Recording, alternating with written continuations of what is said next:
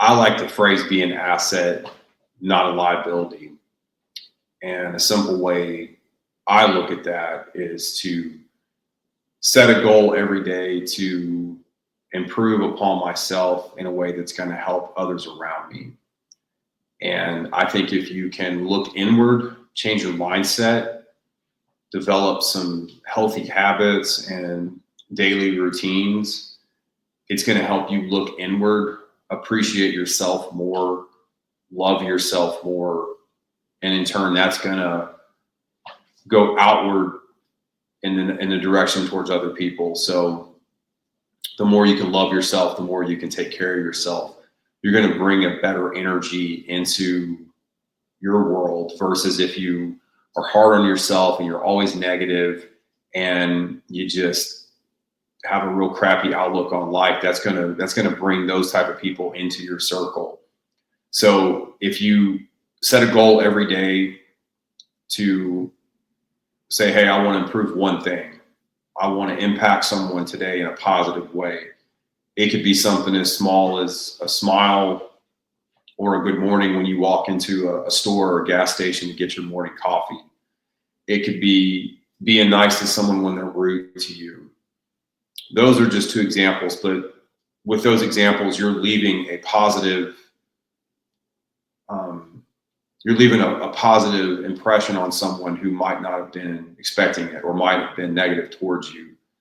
And one thing that I think men really struggle with, I know I have struggled with this, is having grace for yourself, learning to forgive yourself, and not letting your past define who you are. And that's not easy. Mental health is a very challenging process. It takes a lot of work. It takes a lot of humility, and it takes a lot of going into areas where you may not want to go into or really stepping out of your comfort zone. And if you're able to do that, you will really see the benefits from it.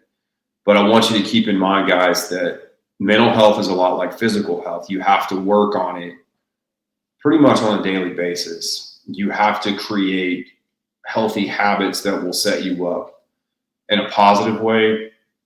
You've got to set small goals with mental health, just like physical health. Something, as simple as starting to journal, starting a morning routine, seeking out professional help if you really need it, like a counselor or a therapist, depending on what you're dealing with, what kind of trauma you have, what experiences you've had in the past. And I know us men, we struggle with that. We struggle with asking for help. We struggle with not trying to control everything and always trying to be strong, always trying to be the leader. And with mental health, sometimes you have to kind of step back and say, okay, I can't do this on my own. I need help. And you have to really be honest with yourself and look at yourself in the mirror and say, hey, I'm worth it. I'm worth getting healthy for those around me. I'm worth taking the time to better myself. I'm worth, being a man of worth versus just someone who is maybe self-sabotaging. They're trying to numb through drugs, alcohol, porn addiction, what have you. And society is gonna lean more into what's considered normal, like getting drunk, doing drugs, sleeping around. They're not going to lean into the hard stuff, which is working on yourself, asking for help, trying to be better every day. And when I say be better every day, I don't mean to put so much pressure on yourself that you're going to set yourself up for failure. Like using the analogy of a workout, the example of a workout. So if you're 50 pounds overweight and you go into a gym and expect to lose 20 pounds in a month, that's probably not going to happen. And if you don't lose that 20 pounds, you may get discouraged and say, hey, this isn't worth my time. I'm not going to do this anymore. It sucks. It's hard. I don't like it. I don't want to be here. Mental health is the same way. I don't think you can go into it expecting this huge outcome in a short amount of time. You have to look at it like a marathon and not a sprint. And I'm not going to say it's fun. It's not easy.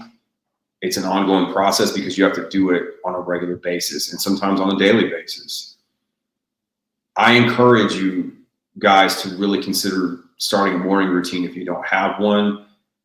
That sets the tone for the whole day. And, right now on social media, it's trendy to get up and make your bed. There's your first win. Or it's trendy to not hit snooze. There's your first win. I want to take it a step further.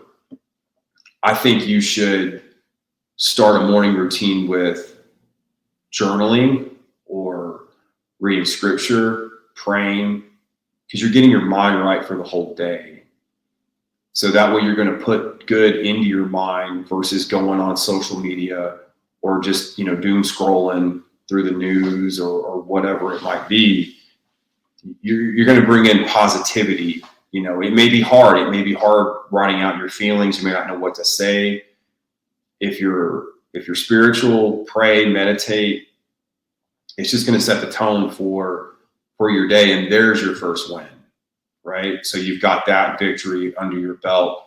And then as your day goes on, continue to take smaller steps, whether it's drinking enough water throughout today, making sure you're eating properly, making sure you get a workout in. Some people like to work out first thing in the morning, and that could be part of a morning routine. I'm kind of using mine as an example because I go to work early. So for me, I wake up, start coffee, and then I use the Bible app. I try to do that every morning, go through the devotional. There's a little video with it. There's a verse of the day. There's prayer prompts that you get. So I try to do that versus just getting up and looking at social media or checking the news. So I try to put something positive in my mind. And for me, spirituality really ties in with mental health for me personally, because me getting closer to God in my faith allowed me to be more humble and ask for help when it came to really working on my mental health. And guys, I don't have all the answers. I'm still a work in progress. I'm not by any means, the guy that knows it all when it comes to mental health, but I am way more open-minded now than I used to be. I mean, I'll be honest with you. I used to think therapy was a complete joke and a waste of time. I've had my own struggles in life, especially with alcohol. When I was drinking, I used it to numb, to not lean into the hard stuff, the trauma, the pain. I just didn't want to think about it. So I drank to numb it. And during that course of my life, when I was abusing alcohol, I mocked therapy. I thought it was completely stupid and a waste of time. And I thought it was feminine for a man to go and talk to somebody. I just didn't take it serious. Now, after going through all my trials and hitting rock bottom, I see that I was completely wrong and I was foolish. It takes a very strong person to have the courage to look deep inside themselves and want to address issues that they may have with past trauma, with addiction, whatever it might be. And it takes courage to go and ask for help. And I was asked a couple weeks ago, how was I courageous when I was younger versus how I'm courageous now? And I think the best example of that, when I was younger, I was courageous because I would pursue goals and dreams without a lot of hesitation. I would pursue things that most people would say, hey, you're never going to be able to do that, or that's too dangerous. Now, at this stage in my life, I look at courage as I'm humble enough to say I don't have all the answers and I'm not an expert in everything, and that I can't control everything, that I can't fix everything, that I need help. I need people in my life that I can lean on, that I can ask for support if I'm not feeling right, or if I need to get just some things off my chest. And when I was younger, I internalized everything, and that came out in very bad ways. And unfortunately, when I was younger, I impacted a lot of innocent people in a negative way.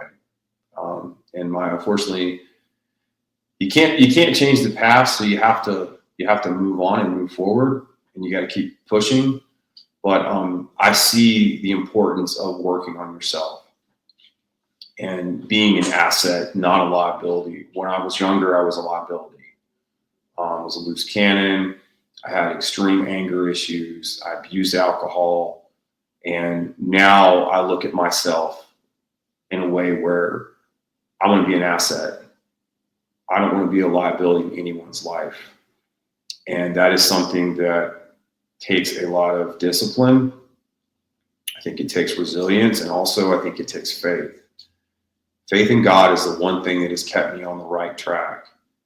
And I have tried to really lean into my faith to help me, which in turn has affected others in my life.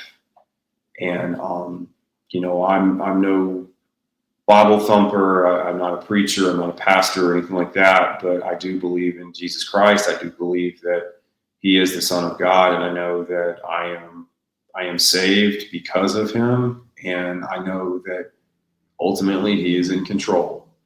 I have free will to do what I want to do, but in the end of the day, He's in control. And I am a control freak. I like to control everything. And I like to plan. I like to prepare.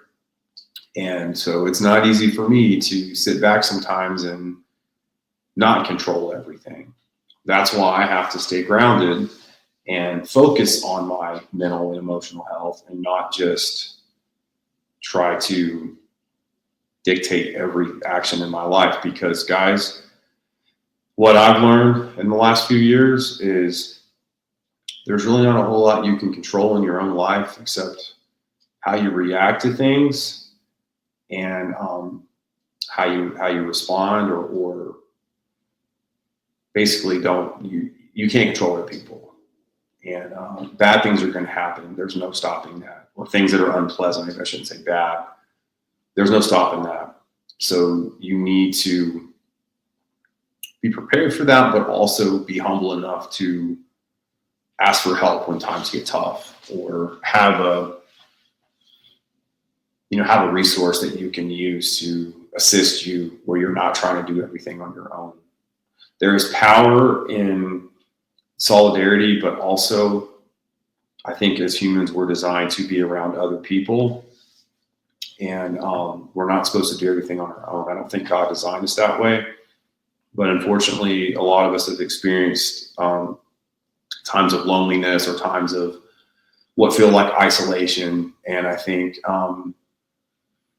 the solitude does help in a way, but ultimately, guys, you need to be able to ask for help and find a group where you can fit in. So use that piece right there. Just think about that and try to apply it to your daily life. And remember that mental health is an ongoing process. It does not make you weak to ask for help. It does not make you weak to lean into your trauma or lean into your pain and to feel your emotions. You are strong, you are courageous, and your life has meaning.